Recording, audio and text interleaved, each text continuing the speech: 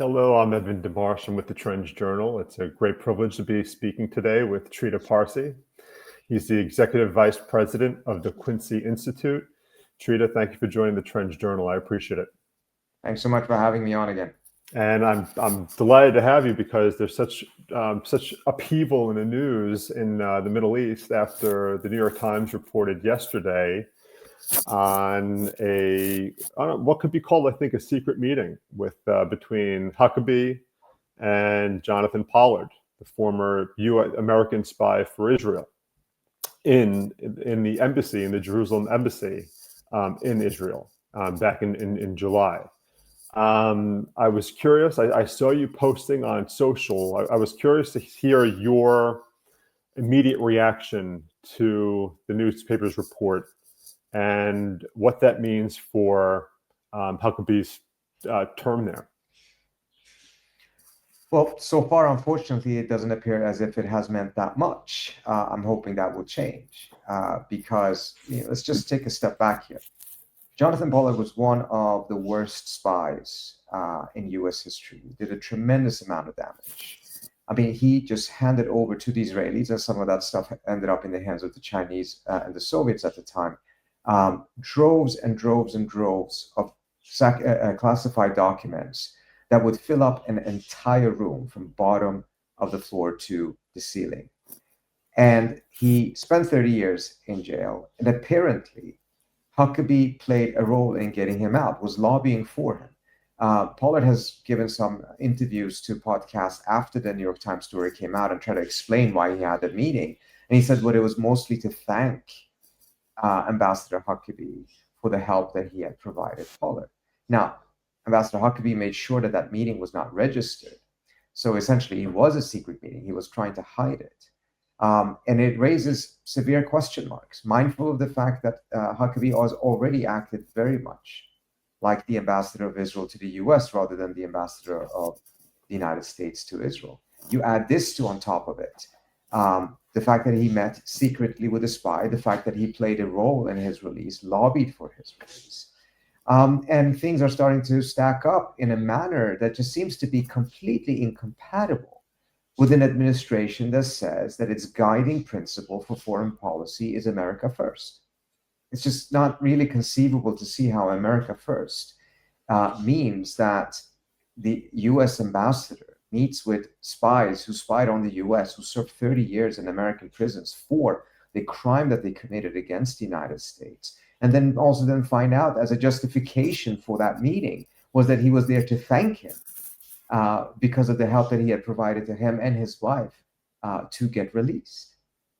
Since the fallout from the report, there have been people calling for Huckabee to either resign or be removed from his position there. I'm going to just quickly play one former CIA officer and also one of the Steve Bannon from the one-time Trump advisor. Here it goes. I would ask Ambassador Huckabee, what possible good for American foreign policy did you think this was going to accomplish? Mm-hmm. And my only response remains that Ambassador Huckabee should resign. And if he doesn't resign, he should be fired. In all the years that Jonathan Pollard was in prison, he was in maximum security prisons. The last one was in Butner, North Carolina. Every single time that an Israeli prime minister visited the United States, they would ask for Jonathan Pollard's release. And every single time they were told, no, he won't be released. Bill Clinton toyed with the idea briefly of releasing him in the late 1990s, and George Tenet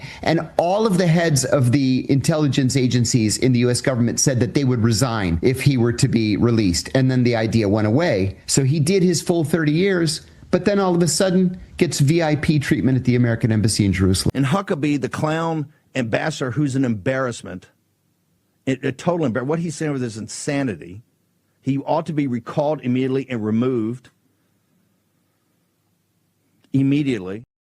So after hearing that, do you share that opinion? Can Huckabee still carry out his job at the embassy in Jerusalem? Well, frankly, I don't think he has carried out his job. So I think that it is incumbent upon President Trump to fire him over this. This simply cannot be accepted. Now, of course, we have complicating factors here when Pollard was released, immediately he flew to Israel. He was greeted at the airport by Bibi Netanyahu, who handed over to him an Israeli ID card. He had already received Israeli citizenship while he was in prison. And Netanyahu tells him, welcome home. The airplane that he flew to Israel with was a private jet. It was the private jet of Sheldon and Miriam Adelson, the biggest donors to the Trump campaign and biggest donors to many other campaigns in the United States, and one of the most active political philanthropists for pro-Israeli causes. So I think, the picture is as complete as it possibly can get about why it simply is not appropriate for Huckabee to remain in his position. He's not been pursuing a policy that really is advancing U.S. interest. And on top of that, he's having secret meetings with people who spy against the United States on behalf of Israel. I was interested I was thinking, I wonder how far it actually goes up, because to bring in a former spy into an embassy in the United States, on United States, basically territory in Israel, isn't that a very bold move from Huckabee to try to carry out, and to not inform other people, or at least reportedly not inform other people, to not inform the Secretary of State, to not get permission from the White House? What does that tell you about the way Huckabee is approaching his job? Is he a little bit cavalier, or what do you think? Well, as long as Trump doesn't demand accountability from Huckabee, just as much as the United States has not demanded accountability from Israel, Israel's behavior has become more and more one in which it acts as if it doesn't have to face impunity, that it is acting with impunity. And Huckabee similarly seems to be acting with impunity because accountability is not being enforced here. So I think it is up to the president to take action. And as John said, either Huckabee needs to resign or he needs to be fired. And tell me, so does this also, in your view, does this hurt the way that Americans, or Americans that read this story, view the relationship between the U.S. and Israel? Well, it certainly doesn't seem to help. We already have a situation in which, on the American right, there has been a dramatic drop of the standing of Israel over the course of just the last couple of months. There's a lot of anger in the America First crowd that Israel pushed the United States into war with Iran, with that attack, that it did not have to go that path. It could have actually negotiated a deal. It would have been better.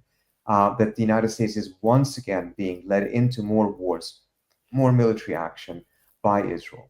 We've had now a situation in which within that constituency, the question is asked, are you Israel first or are you America first? These two positions are being put up against each other as opposites. And it's not just singling out Israel. It's saying that, obviously it wouldn't be Ukraine first either. But they're tired of what they perceive to be an exception, in which you could have America first, but you would make an exception in the case of Israel. They don't want to see any more exceptions. And here, with Huckabee, in addition to everything he's done so far, having a meeting at the embassy with an American spy who spied against the United States, who damaged the United States, it just smacks of that type of impunity, that type of an exception for Israel that increasingly is not being tolerated within the America First constituency. I don't know if you remember, but back in July or June, Tucker Carlson had an interview with Ted Cruz, and they talked about this topic, about how Israel spies on the United States. And that's something that people don't really want to discuss. And he said that, I think Cruz's response was, everyone spies on everyone. That's just the way it kind of goes. But I thought that was a very interesting development. It's one thing to just observe a reality. Everyone spies on everyone. The United States spies on everyone. And we had scandals during the Obama years in which it turned out that the United States was listening in on the German chancellor's cell phone. So everyone spies. It doesn't mean that you accept it. You do everything you can to prevent others, including friends, from spying on you. And if they do, you punish them. And if you catch one of your own doing it on behalf of a foreign power, including a friend, you put him in prison, as the United States did. And then you don't treat him as a hero afterwards. If I'm Israel and I do have a spy network in the United States, I think I might want to know what Trump's thinking about the Gulf states at the moment. After the meeting he had with MBS at the White House and how they had the state dinner and Cristiano Ronaldo was there and it was a beautiful event. They even mentioned how the United States would be providing the Saudis with the vaunted F-35 fighters. And that didn't really sit too well with Israel because Israel wants the strategic advantage in the region. But then Netanyahu came on yesterday and said, well, these planes aren't going to be fully, they're not going to have all the bells and whistles that ours do. What do you see? Do you think Israel's concerned at all about Trump's overtures? And this goes years back, even from business standpoints.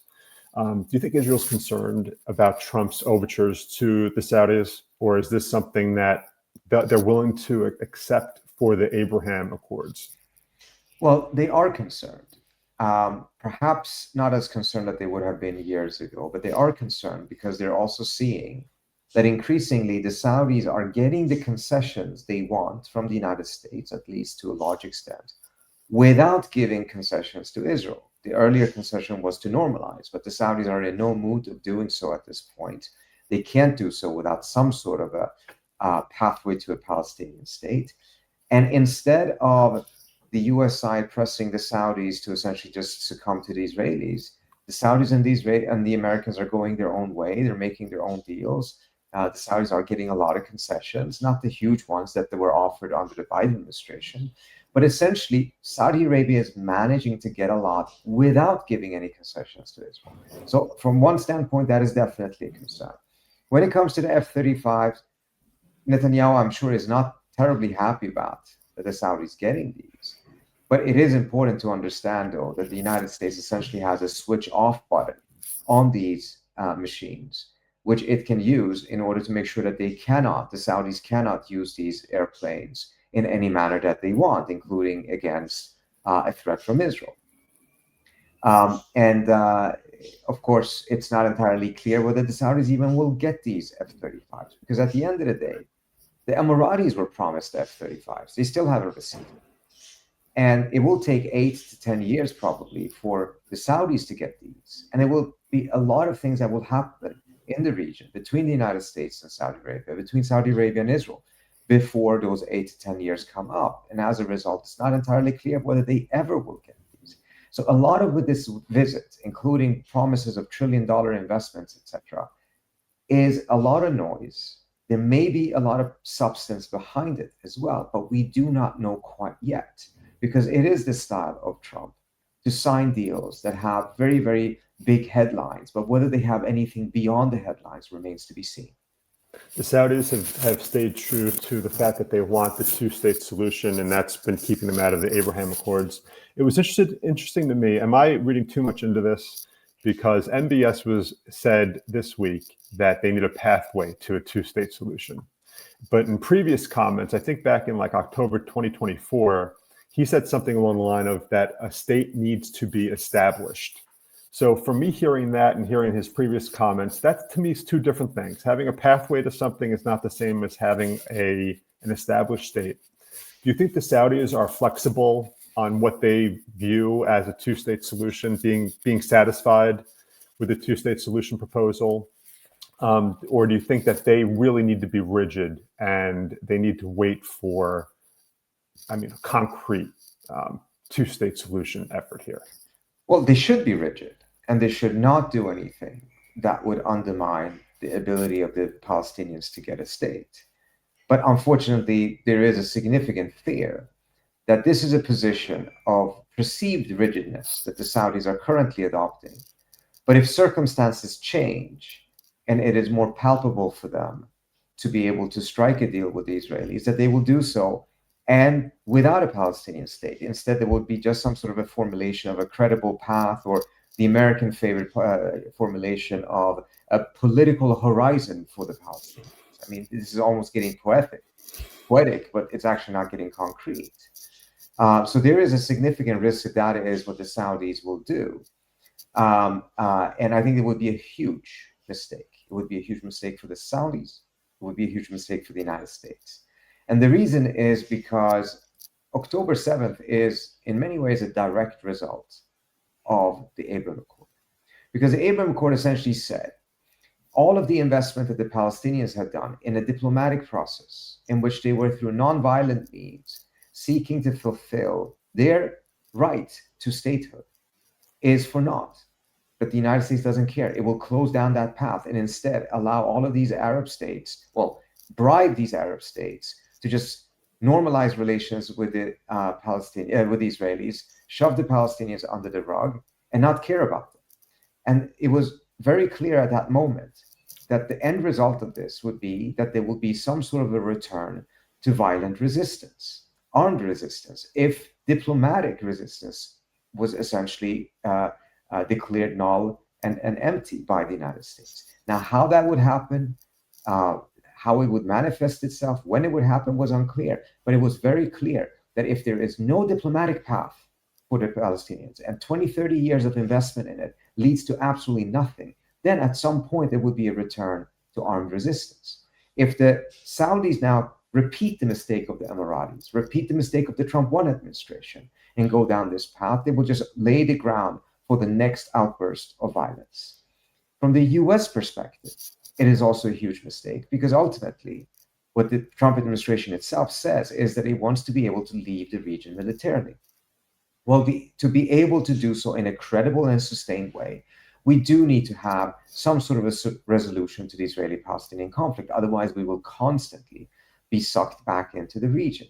And just take a case of what happened after October 7th.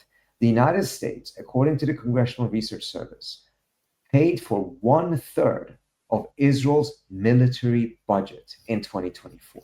It is probably even higher in 2025 because of the tremendous cost of the United States bombing Iran and defending Israel for 12 days against Iranian missiles after the Israelis started a war of aggression in June of this past year. So as long as this continues, it seems like even presidents like Trump, who do have the ability of saying no, have shown his ability to say no to the Israelis, who does explicitly say that he wants to get out of the Middle East militarily, nevertheless gets sucked back in, chooses to go back in, as long as we have this level of instability. And we will have that if we once again show the Palestinians that negotiations and peaceful efforts towards their statehood will carry zero promise. If that is the case, we will see a return to violence once more, and the United States will get sucked back into it one way or another. My last question for you, Trita, and again, thank you for joining the Trends Journal. Gaza, right now we're seeing the ceasefire. It's still holding technically. Both sides are dealing with the ceasefire at the moment. But another 28 Palestinians were killed yesterday. And then also you had Hamas reject Trump's idea for an international security force within Gaza, where Trump would essentially be the supreme ruler. What do you see unfolding in Gaza? Do you see this as a viable trajectory, or a viable path to a longstanding peace? Or is this a tinderbox? This is not a viable path. It was right to pursue a ceasefire. There's a reason why almost all of these countries joined in and supported it and praised Trump for it, because finally Trump was willing to say no to the Israelis. And obviously, if he's willing to do so, all of these countries would try to encourage that as much as possible. But there is really no ceasefire at this point because the Israelis are continuing to kill, as you mentioned, 20 to 50 Palestinians on a daily basis. If the Palestinians were doing this to the Israelis, no one would call that a ceasefire. And at the same time, the Israelis are now about to start a major offensive against Lebanon as well. So it's really Trump's credibility that is now being hollowed out by the Israelis because he claimed that he had created peace. He claimed that he had this ceasefire. He did. But in order for that to be sustained, for that to endure, he needed to continue to put pressure on the Israelis. And we're not really seeing him doing that, not to the manner that is needed. And when it comes to the UN Security Council plan, again, a lot of countries were taking a bet on Trump that since he's willing to do certain things, They want to encourage that, but the plan increasingly is looking as if the United States is going down another path of nation building, occupation, colonialism, frankly, in the Middle East that resembles much, much more of what the US did in Iraq, which was a huge mistake, which Trump himself says was a huge mistake, than anything that actually resembles a true establishment of a state or of peace or a pathway for the United States to be able to bring US servicemen and women home from the Middle East. Trita Parsi from the Quincy Institute, thank you so much for joining the Trends Journal. Thank you for I having me. appreciate it. Thanks so much.